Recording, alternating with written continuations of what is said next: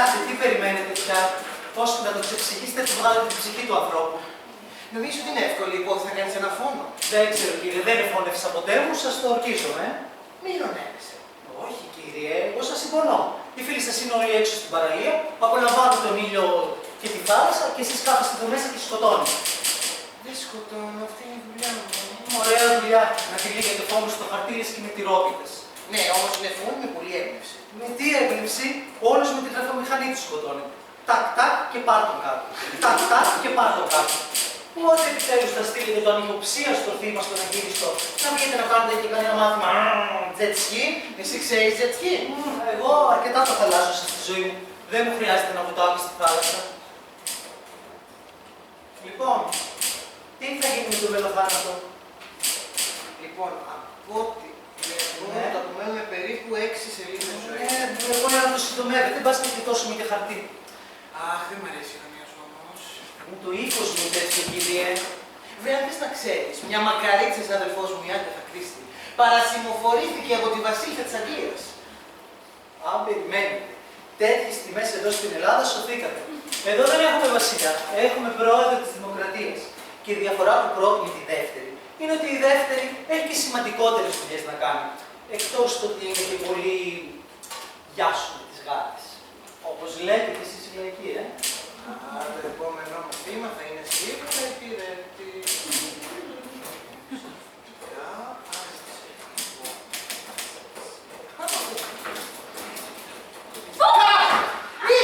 Ποιος η Παναγία, δεν είναι αστεία αυτά. Αν πάρετε καμία συγκοπή. Να λοιπόν και το στόχο δολοφονίας που δεν σκέφτηκες ποτέ. Λοιπόν, τώρα ξέρεις τι ιδέα μου έδωσες. Φόνος από το ψοχόλιασμα. Και δεν βρίσκεις και κανένα μελά. Κύριε, εγώ ένα αστείο πρέπει να το κάνω και αυτός της άρεσε. Φταίω εγώ. Το τέλειο έγκλημα, Καλά δεν θα ξέρετε πάντως εδώ μέσα. Κανένα μέρος με έδωσε το παιχνίδι να παίξει τον ταυλάκι. Πας και σου κοινωνία να τους προκοπείς δηλαδή. Γιατί δεν σ' αρέσουν αυτά που γράφω. Μ' αρέσουν μου λετάνω, αλλά από το τελευταίο σου μυθιστόρημα 1000 βιβλία στο βιβλιοπωλείο 1100 σου γύρισαν. Α, δεν μ' αρέσει αυτή η κακία σου. Καλά, έλα. Άσε τους καψέλους να σου λέγει πια λίγο ακόμα και τράβει για καμιά βόλτα. Εσύ πάντως στη τηλεφωνία μου τι βρήκες. Αργή και βασανιστική. Τι θέλεις να πεις? Αυτά τα γεράκια, αυτά τα φουραράκια, αυτά τα μαντάκια. Ένα βήμα να κάνεις ακόμα και θα βρουν φόρο πραγματικό. Όχι γέραντσι. Βέβαια. Αλλήμωνο σε όποιον παραβιάζει τα περιγραμμένα εικόνα του κύριου Μάρκογλου. Εσύ τουλάχιστον θα πρέπει να σέβεσαι. Γιατί ο κύριος Μάρκογλου έχει πει και εσύ τεμπελιάζεις. Δεν τεμπελιάζω. Φιλοξενεί ένα συγγραφέα. Μη λες ψέματα. Πώς, μου φιλοξενεί. Δεν λέω για τη φιλοξενία. Για το συγγραφέα είναι. Πού τον είδες? Α, Ιρής. Αν θέλω, ξέρεις, μπορώ να σου τα πω στην κακία. Α, ναι, με ποιο τρόπο? Με το να σε ρωτήσω τι παριστάνεις εδώ μέσα. Εγώ? Ναι, Τι είναι? τι πια, για πες. Για. Τη γυναίκα που πάει ο Μάρκογλου. Πες το καθαρά, νερωμένη του Μάρκογλου. Γιατί αν θες να ξέρεις, κούκλα μου, ο κύριος Μάρκογλου διαθέτει σύζυγο. Σύζυγο. Και λοιπόν, και γιατί παντρεύτηκε εκείνη Δευτέρα σπίτι σε εμένα. Ρεκόρ απιστίας. Σύζυγος αποκτά ερωμένη 24 ώρες μετά το γάμο του. 18! 7 το βράδυ παντρεύτηκε και 3 το απόγευμα. Την άλλη μέρα πηγαίνουμε στην καρσονιέρα του. Ναι, μόνο που αυτή την πήγε στην εκκλησία. Στην εκκλησία. Ναι, αλλά μία φορά. Με μένα 3 χρόνια τώρα δεν έχει αφήσει επιτάπιο η Ανάσταση. Και αν θέλετε να ξέρετε, η διαφορά ανάμεσα στη γυναίκα του ξεμένα είναι ότι η μένα μπορεί να με βλέπει όποτε θέλει. Ένα τη γυναίκα του, αλλά και που. Ναι, αυτή είναι η γάμη συμφέροντος που λένε. Ο κύριος Μάρκογλου παντρεύτηκε κάμποσα καράβια και κάμποσα εργοστάσια. Όμως αυτά δυστυχώς είναι και το κατημά. Δηλαδή τη γυναίκα. Όπως και να το κάνουμε όμως, εκείνη είναι η κυρία Μάρκογλου. Δεν θα είναι πιο πολύ. Αμπά, σου έδωσε υπόσχεση γάμου. Μου είπε ότι μέχρι τέλος του μήνα η κυρία Μάρκογλου δεν θα πάρει. Έτσι σου είπε. Γιατί γελάς? Γιατί κούκλα μου, εύκολα χωρίζεις μια γυναίκα. Άντε να χωρίσω όμως έχω μια περιουσία. Αυτό θα το δούμε. Σε λατρεύει, Ίσως δεν είναι μόνο αυτό. Πάω να αλλάξω. Να έρθω κι εγώ. Εντάξει, Σοφία. Θα καταφάτω και εσύ να σου πατέρα. Ναι, είναι κι αυτό. Φόνος από προσοχόλιασμα. Πάμε να αλλάξουμε. Ναι, πήγαινε. Πατέρας της. Πες το Γιάννη. Τι γίνεται με σένα? Σχετικά με τι. Όλο μας προσχώρησε τα νερά μου. Σε έλεξω να λερώσω και λίγο άμμο. Αγάπη μου, έχω να κάνω έναν πολύ σημαντικό φόνο.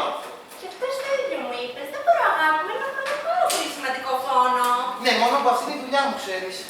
Ναι, μόνο από 8 μέρες εδώ πέρα και περί του άλλου φόνου που φαίνεται. Ραμόνα, το ξέρεις ότι είμαι πνευματικός τύπος. Το σεξ για μένα συνδυάζεται με πνευματική και σωματική ηρεμία. Και πάλι θα συνδυαστήκε μαζί μου. Εγώ θα τελειώσω το μυθιστόρημα. Τρεπάς και το καθυστερείς γι' αυτό. Από ό,τι μαθαίνω, εσένα σου λείπει η διασκέδαση. Τι θες να πεις? Χθες βράδυ σειρά να φέρεις το beach bar το ναυάγιο, συντροφία με κάτι μούτσους και να πηγαίνετε στη χώρα. Εγώ παιδί μου μέσα τη δημοκρατία ανήκω σε όλους. Ναι, μόνο που στην Ελλάδα τη δημοκρατία την πηδάνε. Αυτό θέλω κι εγώ.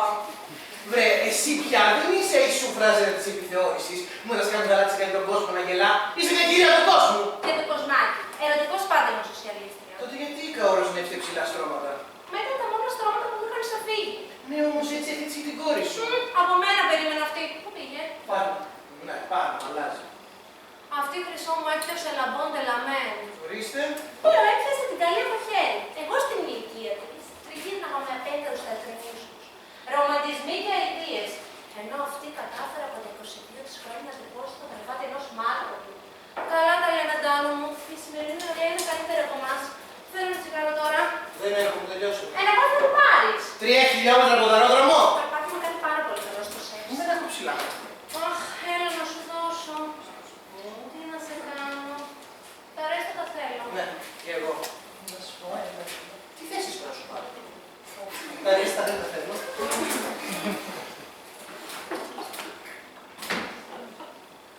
Να ετοιμάσω τίποτα για φαγητό. Γύρισε ο κύριος Μάικ. Δεν ξέρω, δεν τον είδα. Θέλω με ένα ουδάκι τότε, σε ένα σαπνιθιό. Ένα τσιγάρο σου βρίσκεται μήπως? Έχω πολύ κρυμμένα πίσω από το μπουκάλι. Και εγώ θα το πληρώσω ένα χιλιάρικο, κατάλαβες?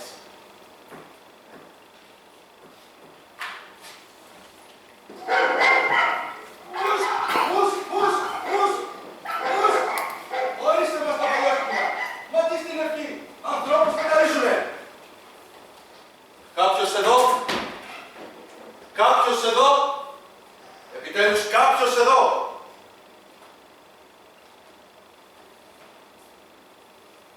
Ήτανε περασμένα μεσάνυχτα. Η σκιά παραφύλαγε πλάι στην πόρτα του ασασέρ. Ξαφνικά το ασασέρ έφτασε στο ισόγειο. Γιατί ξαφνικά, κάποιος θα πάει στο κουμπί, μόνο κατέβηκε. Ξαφνικά άνοιξε η πόρτα του ασασέρ. Είστε ακόμα, αυτός που κατέβηκε μέσα θα μένει. Από μέσα βγήκε η όμορφη Εσμεράλδα. Ξένηθα η πόρτα. Η σκιά που δεν ήταν άλλη από την τζίνα με τα έκφυνα μάτια ρίχτηκε πάνω της προς τυχές και ανομαλίες. Έπιασε από τον λαιμό την Εσμεράλδα και έσφιξε ολόκληρά της τα κρινένια δάχτυλά της. Έγκλημα πρώτα. Κάποιος που μέσα γράφει αστυνομικές αηδίες. Κάποιος εδώ. Κάποιος εδώ. Επιτέλους κάποιος εδώ. Φωνάξατε, κύριε. Πώς φάνηκε. Και επιθυμείτε κάτι? Μάλιστα. Μαλλιά και ψήρισμα. Θα αστιεύεστε φυσικά. Μα είναι ερώτηση αυτή. Για να είμαι εδώ κάποιον θα επιθυμώ. Και το μόνο που είδα ήταν κάτι ακριόσκυλα εδώ απ' έξω που μου χυμίξανε. Μα καλά. Δεν τα είσατε. Προλίγου τους έδωσα 3 κιλά κρέας μπονφιλέ. Αν ξέρετε τι. Τότε μένα θα μην ήταν σαν φρούτο, φρούι γλασέ. Τελικώς τι επιθυμείτε, κύριε? Τον κύριο Μάρκογλου. Δεν είναι εδώ. Έχει κατέβει κάτω στο λιμάνι. Περιμένει έναν κύριο με το πλοίο της γραμμής. Εγώ είμαι. Ο κύριος? Ναι, γιατί. Δεν μου φαίνεται. Άλλο αυτό. Και τελικά πώς ήρθατε, μόνος σας? Προφανώς χαθήκαμε. Ούτε εγώ ξέρω τη φάτσα του κύριου Μάρκογλου, ούτε εκείνος τη δική μου. Θα έπρεπε να δώσουμε σημείο αναγνωρίσεως.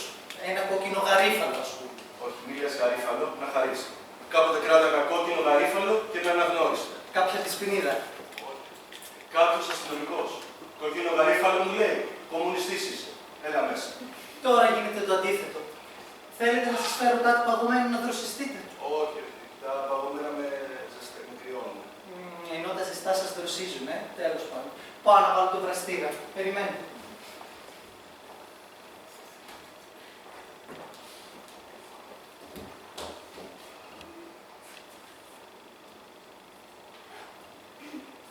Τον επίδατε? Ορίστε. Λέω, τον συνοδεύσατε. Εγώ. Επειδή σε βλέπω ότι μένει στο μαύρο, έτσι σαν κοράκι. Τι μαύρο. Ένα μαύρο κουστούμάκι φοράω. Με μαύρη γραβάτα και μαύρο σαβάκι. Σε πελάτη ήρθα, τι θέλατε να φορέσω μαγιό. Όχι και τόση μαυρίλα.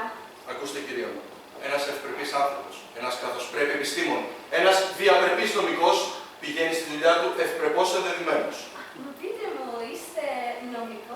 Μάλιστα, είμαι δικηγόρος. Τι μου λέτε, νομικός? Αφού είμαι νομικός, τι να σας πω. Να μην λέτε δικηγόρος. Δικηγόρος, νομικός, νομικός, δικηγόρος. Αχ, μου τα μπερδεύετε. Ο δικηγόρος είναι και νομικός. Υπηρετεί την νομική επιστήμη. Λοιπόν, πρώτη φορά που το πιάνω έτσι. Άκουγα νομικός. Άκουγα δικηγόρος. Αλλά ποτέ μου δεν φαντάστηκα ότι είναι το ίδιο πράγμα. Και δεν το ρωτήσατε ούτε από περιέργεια. Γιατί εγώ δεν έχω παρτίδες με δικηγόρους και δικαστήρια. Ούτε και με τη μόρφωση. Και αν επιτρέπετε, για ποιο λόγο είπαμε ότι έχετε έρθει εσείς εδώ?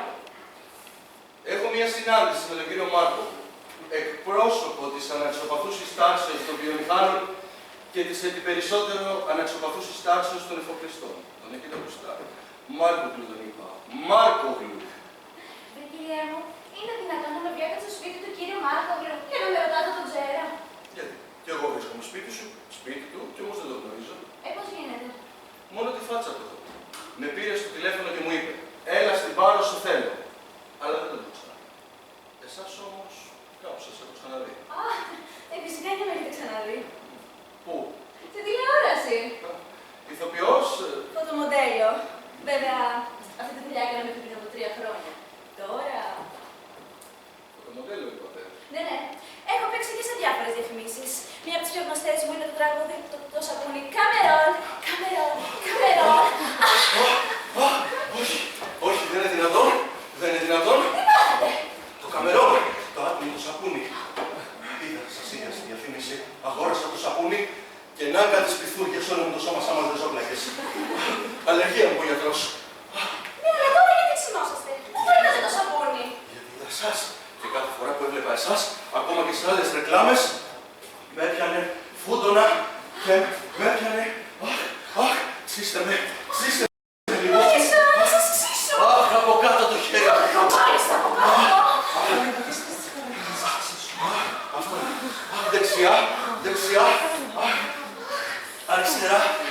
Κάτω αριστερά, κάτω αριστερά. Ξύστε με. Δεν είναι πολύ καιρό αυτή τη φαγούρα. Από τότε που σας πρωτόδα, θέλω να πω, από τότε που σας έβλεπα, από τότε που σας είδα σε αυτή τη διαφήμιση. Σας έβλεπα στον δρόμο και έσκυζε λαμπανό. Σας έβλεπα στο σινεμά και γκρέμιζα το φυτήριο. Όχι, δεν το γκρέμιζα. Έφευγα. Και μετά εξαφανιστήκατε κι εσείς στη διαφήμιση σας και έγινε τόσο αυτή τη φαγούρα. Ναι, γιατί κοιτάτε αλλού. Γιατί αν κοιτάξω εσάς, θα γεμίσει το κολομάκι μου πληγές. Κύριε, λυπάμαι που χωρίς να το θέλω σας έκανα τέτοιο